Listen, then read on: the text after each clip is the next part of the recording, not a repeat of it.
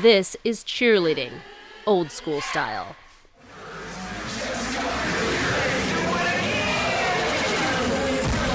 And this is new school cheerleading, with gravity-defying flips, precision people pyramids, and dramatic basket tosses.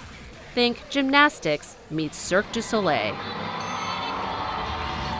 This sort of stunting started taking off in the early 80s when competitions were first televised. A little shaky on the shoulder stands there. By the year 2000, cheering had changed so much, Hollywood noticed and made the cult film Bring It On about the high-flying hijinks of high school contests. These competitive cheerleaders, called all-stars, have inspired sideline cheerers to ratchet up their routines to be flashier. High school and college sideline squads now do similar stunts during games on hard, unforgiving surfaces, not on mats like at all-star competitions. Videos of falls are posted all over the internet. Here, a group of high schoolers promote cheerleading tryouts doing tricks on concrete. Not too surprisingly, emergency room visits for cheerleaders have skyrocketed. According to the Consumer Product Safety Commission, in 1980, almost 5,000 had to be taken to hospitals. In 2011, it was more than 7 times that number, a little over 38,000 injuries.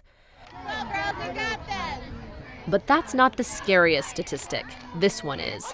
Among catastrophic injuries like brain damage and paralysis, cheerleading is second only to football. And there's one other significant fact.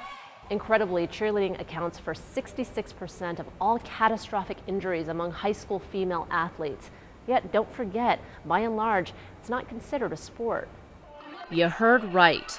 Unlike football or other sports, cheerleading is rarely classified as a sport by school districts and universities. The result is that coaching, training, and safety measures are haphazard at best. The American Academy of Pediatrics recently studied the injuries and issued a report recommending that cheerleading can be made safer if it becomes an officially sanctioned sport. Ready? Are you ready? The parents of Vilay Phommanyvong fled Laos after the Vietnam War. They didn't know much about cheerleading when their 17-year-old daughter started doing it in her senior year of high school. Since she was light and little, Patty was at the top of pyramids and started doing flying stunts. I didn't know that. I didn't know. I just know just dancing, cheering, kick the leg, in the air, and that's all. You're gonna go in shower now. On October 5, 2007, 17-year-old Patty had been cheering less than 2 months. This photo was taken just before that evening's football game. Patty did a trick, and the other girls caught her. But the force from the catch stopped Patty's heart. Her cardiologist says it was most likely caused by commotio cordis, a little-known rare type of cardiac arrest following blunt force to the heart area during sport. Paramedics were eventually able to restart Patty's heart that night, but her brain had been deprived of oxygen for too long. Today, 5 years after the accident, she has to be fed through a feeding tube. I'm gonna feed you now, okay? She can't see or speak, although her mother often feels that Patty wants to say her mom's name. Sometimes she tries to talk to me too.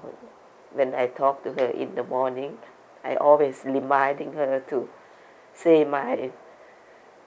I ask her, can you say Ma, Ma? I remind her every morning. Patty's parents are her sole caregivers.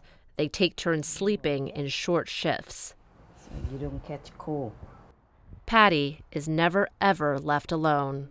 Any reasonable person can look at a high school sideline cheerleading team in any city in California and see that that's an accident waiting to happen.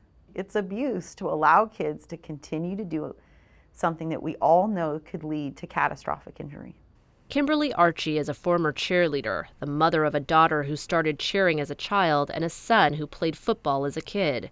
She was gung-ho in support of both activities until her daughter, then 15, was hurt at practice. My daughter Tiffany had a double compound fracture, and she had to have surgery and have a metal plate and 8 screws put in her arm.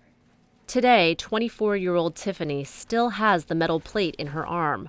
She works alongside her mom at the organization Archie started, the National Cheer Safety Foundation. I've been keeping records dating back to 1979, which is the first death. And we have 307 catastrophic injuries and 17 deaths. I think most parents would be surprised to hear those statistics. Kimberly Archie is adamant that the tumbling and acrobatics in today's cheerleading does make it a sport, just like gymnastics. But since cheerleading isn't considered a sport, it's largely unregulated. Coaches' training is her biggest concern. Typical high school coach has zero experience in gymnastics. They're the English teacher, maybe they were a cheerleader, maybe they were a baton twirler, maybe their sister cheered, who knows.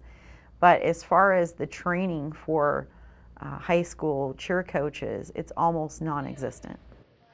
I don't think I've slept one night well in 9 years, knowing that it's not a matter of if, it's only a matter of when the next catastrophic injury will happen. The cheerleading, it looks like fun, but it's not fun, it's danger. It's not fun. They go overboard, do over, We don't want another kid to happen like Paddy.